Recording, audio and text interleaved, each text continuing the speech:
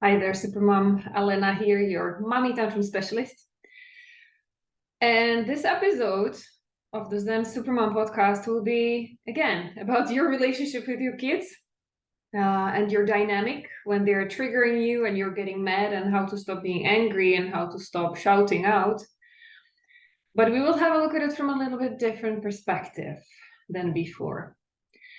And I came up with this angle. I got the idea to do this podcast episode because we have a happy news in my family. My brother's wife just gave birth to their first baby yesterday. So everybody's super excited. And at the same time, already since she got pregnant, I have to suppress my urge to give advice and to give opinion that's not asked for. Because this is one of the things that I learned on my journey of healing whatever my momzilla tantrums and whatever stuff I had coming up from my past, is that this is my journey. And I cannot push anybody. I cannot trigger anybody to go get on theirs and maybe start exploring different angles and opportunities. I cannot do that for them unless they are ready, unless and until. So that's why I know that if you are here, if you are listening to this podcast, and it doesn't matter if it's your first episode or if you've been listening for a while, but you found it not by coincidence. I don't believe in coincidences. I believe that you're ready. And I believe that you are beyond the point of looking for the parenting advice. Like, kind of, it's my kids who make me upset, so give me some parenting techniques, some smart ways how to manipulate them into them listening to me, because I'm just fed up with them saying no or ignoring me and not helping around the house. So just give me some smart psychology tricks so that I can, like a puppet master, I can make them do what I want. And ideally, if you can do that with my husband too, that would be fantastic. So my dear, if you're still looking for these, then I have news for you. You're not going to find it here. And if you've seen the title of this episode, which is like, consider they are your teachers. And we will be talking specifically about kids, but you can think about any person, even if it's like, if they're making you mad more than your kids, like, who is it? Who is stealing your calm? Who is it that if they say or do something, you just feel like, I cannot control my anger. Why are you doing this again? And it's always like this. Who is it? Think about that person. And it can be a small annoyance or like really big, you're getting on each other's nerves and you cannot even stay in one room. Think about those people. And now think about what that's doing to you. How is that working for you? That relationship, the dynamics. Does it feel good? Well, silly question, duh, of course not. But what would you love to happen with that relationship? Would you love to cut them out of your life and bye so that you never have to see them again? Or would you love to keep avoiding them as much as possible? Or just like, I'm not going to react this time. I'm going to be quiet. I'm going to be quiet. I'm not going to react. But you're just like bracing for impact, like on the plane, you know that's going to crash. How is that working for you? And what if there was another way? Because that's exactly the same situation as with your kids. The context might be different. And you might be thinking like, yeah, with adult people, it's different because I cannot control them. Like, they are on their own, and I wish I could, but I cannot. I cannot change them. I'm trying to push them, or I'm trying to like, but it's not working. With your kids, you feel like you should be having more power, right? They are your kids. You're responsible for them. They're too small. You're feeding them. You spend so much money and time and energy on them. They better listen. And you need to keep them safe because they're doing all kinds of crazy, unsafe stuff, right? So you feel like you have all the right to have all the control over your relationship, and they should be doing what you say when you say that, right? So what if there was another way? What if you, without anything else changing on the outside, your situation can stay completely the same, What if your perspective changed and just for a second you considered, and let's focus first on the kids. What if you considered your child or children are your teachers here? Now, I know, crazy, right? You're supposed to be the teacher. You're supposed to know and have it all figured out. Do you? Are you? Are you modeling to them? Are you being the best role model on how to manage stress and anxiety and overwhelm, how to manage your big emotions, including anger, frustration, feeling not respected? How are you being as a role model to your kids? Really? They should be learning that from you, right? By the way, I made an Instagram post, I think sometime last week, saying, if like you're not going to raise calm and respectful kids if you are not that yourself, right? So this speaks exactly to that. How is that working for you? You really think you are a teacher for your kids? Are you a good teacher? So what if we flipped the coin? Because I don't know when's the last time you saw a newborn baby, like a really, really small baby. Are they born mean? Have you seen a newborn who is being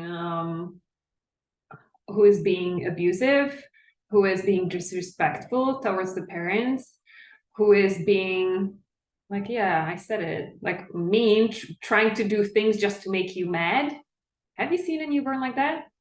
No, right? They do ask a lot of your attention and love and care because they are helpless, like on their own. You remember seeing a newborn baby? They cannot do anything by themselves. They cannot feed themselves. They cannot cover themselves or take off clothes if they're too hot or too cold. They cannot do anything. They don't even see properly for the first couple of weeks, right? All they are wired to do is to attach to you because you are their survival line of life, right? And I'm sorry to break you the news, but that continues beyond the newborn stage. Whatever big emotions your kids are having, they have them for a reason. But unless and until you clean up your own stuff, and I talk about it in this podcast a lot, what that stuff is, that it's stuff from your past, it's your own childhood traumas, because your parents were not ready to attach to you and to discuss and uncover your needs, even without discussing, and to meet your needs. They were not ready to do that. So that's why you have so much stuff in the past. That's why you keep repeating and giving it to your kids, right? If you only saw clearly, why do they have tantrums? Why they cannot control their emotions? And what is it that they are asking for in the moment? Not in the right way. Yes, ideally they would ask you politely, Mommy, can you give me a hug? But instead they throw themselves on the floor and start yelling because they don't know any better. They were not taught, and they are still developing, right? You know that. You know all these things when you are calm. You know that. And you've read those parenting books. You know that your kids have needs. But in those moments, when you get angry, when you get frustrated, when you get pressed for time, that you're running late, that's when it bursts out, right? That's when it happens. So if, as I said at the beginning, if you considered shifting your perspective from my kids are out there to get me, how can I control them better so that they behave better? And you shifted it to getting curious. What am I here to learn? Me, myself. What was this moment supposed to teach me about me and about my kids? Okay. Shifting from the role of a victim of a mean child, because that position makes you actually like helpless. Like, look, I've tried everything. I've tried parenting techniques. I've tried talking to psychologists. I went into counseling with them. They're just a mean kid. It's just a mean kid. If you stay stuck in this position, you're actually giving all your power away to a kid. And how is that working for you? Are you getting your answers there? If you're still here listening to this podcast, I would say you're not, because you would have moved on already. You would have it figured out. So what if you shifted to the position of, well, what is this teaching me? What does it mean that I'm still being triggered? What does it mean, my anger, the fact that I cannot control it? What am I supposed to learn here that I haven't learned throughout my life yet? Because I bet if your child is making you angry, there will be also somebody else in your life who's doing that to you. Sometimes it's the husbands of my clients. Sometimes they come to me to say, okay, with the kids, yes, I need help, but it's even like, it's my husband. He's like my last child, and it's even worse. Is it your mother-in-law? I did a specific podcast on that topic because that comes up a lot as well. Who else is it in your life? How else is this showing? You feeling out of control and not knowing how to manage your big emotions. And you either yell them out or you zip it in, but then it's eating you inside. Because that's the other extreme. One extreme is the healthy anger, in a way. It's the last line of your boundaries. When somebody crosses your boundaries, you don't have any healthy boundaries set up, so they just go all the way in. And then anger is the last barrier that raises the last wall that's meant to protect you from people coming even further, right? Not effective, it is harmful, but in terms of your physical nervous system, it's still the healthier way of putting up your anger as a way of protecting yourself and kind of like taking your emotions out of your body. Because the other way, the unhelpful and unhealthy one, is when you keep it inside. And that's the other extreme. Those are all the mommy pleasers. Anybody here? All the victims, martyrs? Like, I'm going to zip it up. I want to avoid conflict. Because nothing good comes out of like heated discussion with your spouse, with your mother-in-law. So you keep swallowing it, you keep eating it in. None of that is a healthy way of communicating and of you being a calm, at peace, and a happy, not just mom, but woman as well, right? So shifting to that other perspective of always asking yourself, what is this moment teaching me? What am I supposed to learn from this situation that I haven't learned yet? And typically, if we talk about kids, I will speak now from my own experience. My daughter was making me the most mad when she was being too slow. My perception, okay, this is my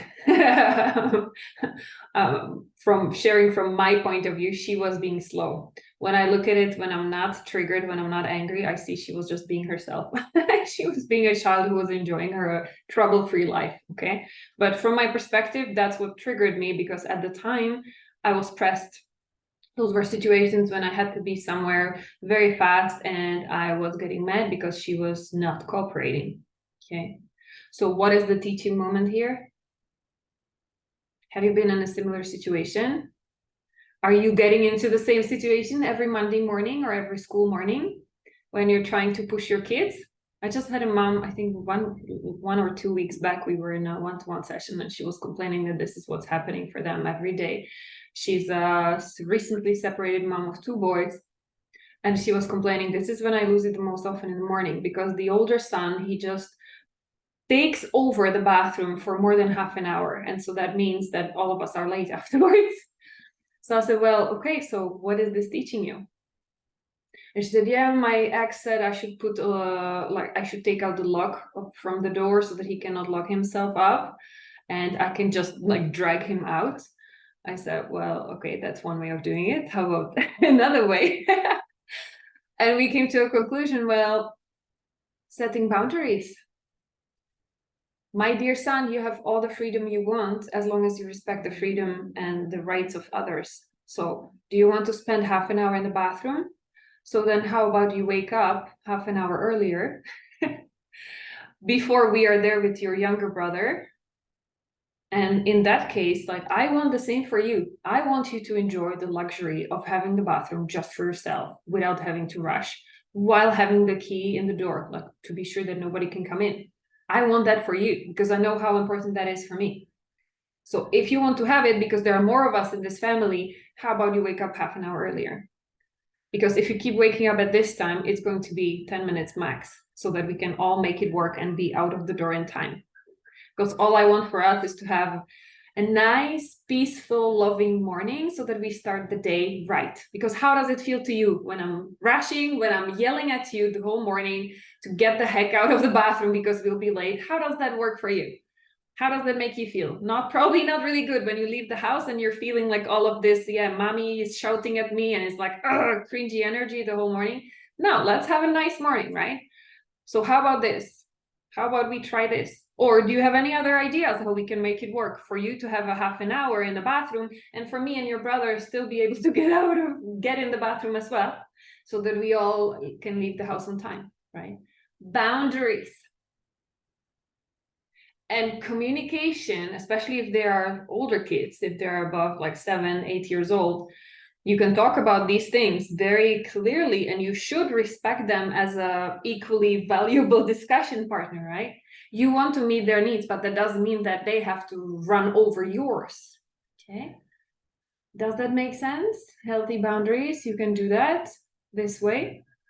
So that was one example, pressed for time. Another example for me when I was losing my patience, aka another teaching moment for me, was when my daughter was messing up with food. Yeah, when she was small, she was like a small toddler. She was just learning how to eat from a plate with a spoon. And there was a mess everywhere. Those were, I used to lose it like every time. Why? Because when I thought back, as if I was rewinding it as a movie to the beginning of the trigger, I realized the voices in my head were like, you're adding work for me. This is what was making me mad. So not only you're wasting the food that I prepared from the scratch, organic, like I was the DIY mom. I was reading all the books about nutrition for babies and stuff. So I was putting so much time and effort in buying fresh and cooking from the scratch and everything. So then when half of it was around, I was thinking like, wow, so much wasted time and energy. But what was making me the most mad was the fact that I had to spend another 5-10 minutes cleaning up. And I was even telling her, and even when then she was getting older, I was telling her, you're wasting my time. I have already so much to do and you're adding work on top of my plate. So it's your fault because I will not have time to play with you. So when I started seeing the pattern, because it's always in patterns, right? When you see you're getting into very similar scenarios every day or several times a week, when you stop throwing your hands in the air and playing the victim and you become a curious detective instead and starting to see the patterns, you will realize, well, this is really, there's something in here going on. So when I realized it was happening every day, every mealtime, it made me think. And it brought up two things for me. So first of all, and this is also part of what I do now with my clients, first of all, was my own trauma healing. So what is it from my own past that's being triggered? Why am I so obsessed with things being clean and not messed up? And naturally, I don't have to go, like I don't have to have a psychiatric degree to realize that it was my own childhood.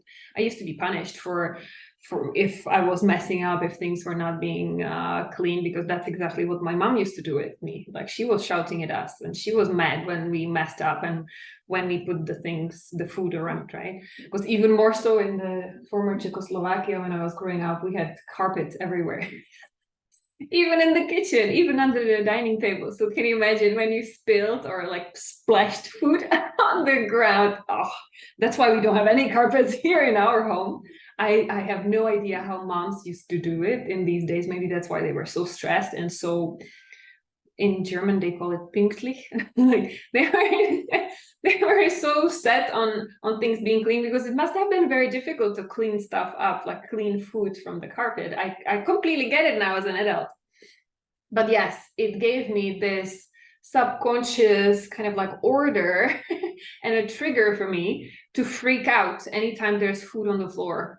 Okay. So that was one, realizing it's part of my own trauma, part of my own childhood baggage that I have to work on to to relax around. But then the second part was also around empowering my daughter later on when she was bigger, right? When she was like 3-4 years old, I realized, well, there's no reason for me to feel like a victim. But at this age, especially if your kids are around like 2, 3, 4 years old, they love doing the adult stuff. Have you noticed? I bet so, right? They want to do things that you do. Are they stealing the vacuum out of your hand when you're vacuum cleaning? Or do they want to have their own little sponge? My daughter wants to have her own little sponge, like for washing the dishes. So that's what I did. I took the normal size sponge, I cut it in half so that it can fit in her small hand and she can like put the water, squeeze the water out. And I taught her how to clean her own table. And she thought, like, what a fabulous game. And sometimes she spent half an hour cleaning her table. It was fantastic. I can do something else. She's having so much fun. And yes, afterwards, there might have been some water around. So then again, I gave her her own cloth that she could use to wipe stuff if she either spilled tea or she spilled whatever, or after she cleaned and like there was so much water on the table. It's just about setting up, preparing the environment so that they cannot do too much damage, right? So I'm not going to give her a bucket of water together with that little sponge, because then of course that bucket sooner or later will end up being all over the place, right? So if you want to give her either like a small container with just a little bit of water, so that no matter what tools you give them, you're okay if they use them fully, right? Limiting, like giving container. And I find it's a beautiful analogy for anything with kids, really. All you have to do is to set healthy boundaries, healthy containers, like where are the limits? And within those limits, you'll be okay that they do whatever. Okay, so very specifically in this situation, yeah, I gave her a little plastic box with a little bit of water, a sponge, and a drying cloth. And I was like, okay, go ahead, have fun. And I left the room. I let her have fun cleaning her cleaning her space. Sometimes it was even more messy than before, but I gained half an hour of time. And she got better at it. She is now almost 6. She's cleaning her table. I'm just looking at her place now. She forgot to do that today, so there are lots of breadcrumbs. But after she comes back from school, she will be eating her dinner, and then she will clean up with her little red sponge, which red, of course, for girls, beautiful sponge. She will do that. Okay, so those were 2 situations I wanted to share very specifically with you, so that you start thinking for yourself. Maybe it inspires some ideas, and it doesn't matter, even if you have bigger kids, older kids. What is it? What are the situations that you get into fights, or when you start getting so frustrated with them or so stressed out that you cannot control your anger inside and you yell out? What are these situations? And start looking for the patterns. Okay. And once you get it, then think back. What is the part of where it's triggering some stuff from my past? You don't have to call it trauma. If you had, like me, a happy childhood, it's okay, call it whatever you want, but there's some stuff that's still kicking you in your butt and it's coming from your past. So that's the first half of what I do actually in my programs as well with my clients. It's that developmental trauma therapy. It doesn't mean that trauma is only if you were physically or sexually abused, or if there was any violence in the family. That's a shock trauma. And I explained that different in the last episode of this podcast. I think episode 35. Yeah. But it's also a trauma if you had a mom like me, a mom like yourself, who was too stressed out, too wrapped up in her own stuff, not able to see what you needed, and not able to give you the space that you needed and make you feel loved and accepted anyways, even if you messed up, even if you were late in the mornings, even if you were taking too much time in the bathroom. She was not able to show you, like, hey, look, I love you anyways, and let's just make this work for all of us in a way that is calm and happy and relaxing, and that we don't have to be all feeling anxious about each other. Okay, so that's the first half. Clean up whatever is triggering you from your past. And then the second half, which is very useful, and it includes setting those healthy boundaries and finding a way that works for everybody. That's I call it the mental fitness, like really increasing your level of stress resistance so that you can stay calm, even if things are not calm around you, even if your husband is having a fight with your kids or whatever, or your kids have problems with their friends at school, whatever is happening, you're able to stay not triggered by it. Even if you're pressed for time, even if, like, no matter what, even if you're tired, you haven't slept for several nights, you're able to stay calm and laser focused. And I often use in my free trainings, I often use the analogy of a pilot of a plane. Imagine the next time you fly for your holidays, you fly on your vacations, the pilot of the plane suddenly starts shouting in the radio saying like, oh my goodness, there are clouds in front of us and there's a storm, there's going to be a storm and our engine just is showing some signs of, it's not working properly. And you guys are making so much noise at the back that I cannot focus. So better shut up, everybody. And I'm like, I don't know what to do. And this is so huge and I have no idea. And we are going to all crash and burn and leaves the cockpit and starts running around. It's ridiculous, I know. I'm intentionally using a ridiculous example, but that's exactly what you're doing when you're yelling at your kids. That's love. Yeah. That's exactly what you're doing. Your life is going to be quite full for the next couple of years, for sure, depending on how old your kids are. It's going to be full. Especially if you don't want to be just a mom and you want to go back to work or you're running a business. If you have more than 1 or 2 kids, I'm working with moms who have 3, 4, especially if you're single or divorced mom and maybe the separation was not so much fun and you're going through a court hearings now and through the divorce process, especially if you're expatriate mom, you're living or you're simply living too far away from your family, from anybody who would be able to help you. You're by yourself, you're isolated.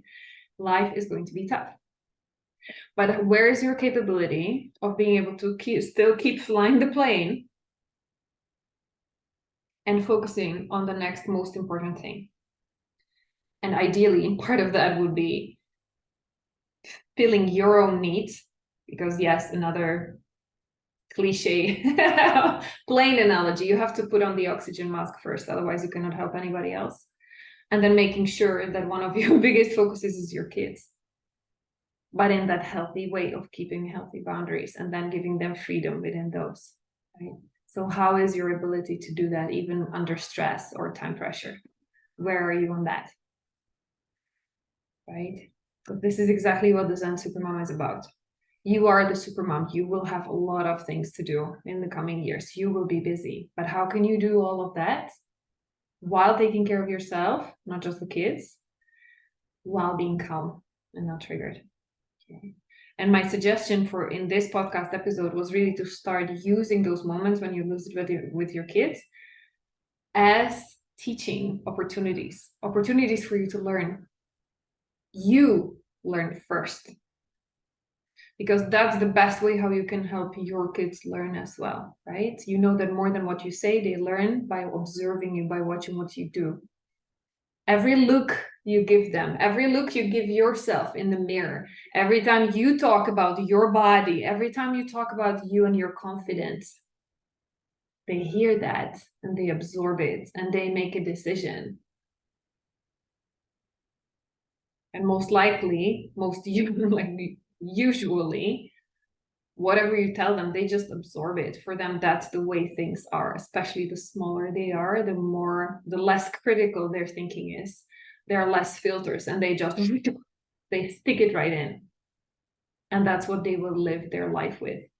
Your voice will be in their head without them even realizing it. So what do you want those voices in their head to be saying to them for the rest of their lives? What do you wish your parents would have told you when you were a small kid and you messed up, you made a mistake, you were too slow, you were having tantrums? How would you love for your parents to have reacted? What would you love their voices to be saying in your head till today? So now go and do that for your kids. And if you need any help with that, reach out. You know where to find me. You have my email address everywhere. Because this is exactly what I do. I wish you best of luck. Let me know how this podcast episode, what it triggered in you or how it helped you, what aha moments you got. And I look forward to seeing you next week. Take care, Supermom.